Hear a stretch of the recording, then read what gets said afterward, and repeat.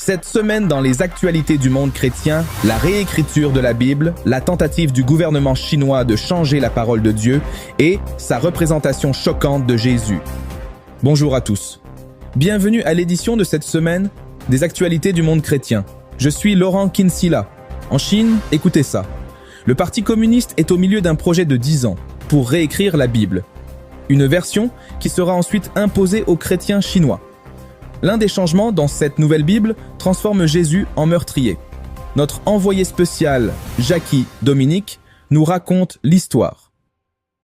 Des chrétiens chinois reçoivent des Bibles pour la première fois.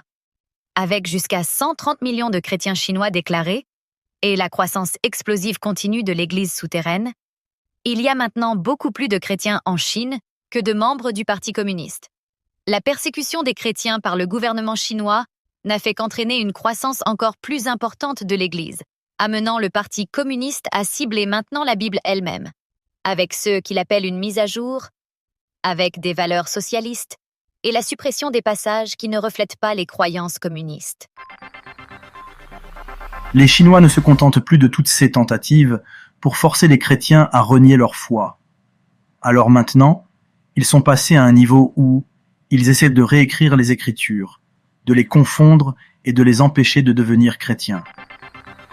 Dans un exemple tiré d'un manuel scolaire de lycée, une révision du Parti communiste du chapitre 8 de Jean sur la femme surprise en adultère dit « Jésus a dit une fois à la foule en colère qui essayait de lapider une femme qui avait péché, que celui d'entre vous qui est sans péché lui jette la première pierre. » Quand ces paroles parvinrent à leurs oreilles, ils arrêtèrent d'avancer.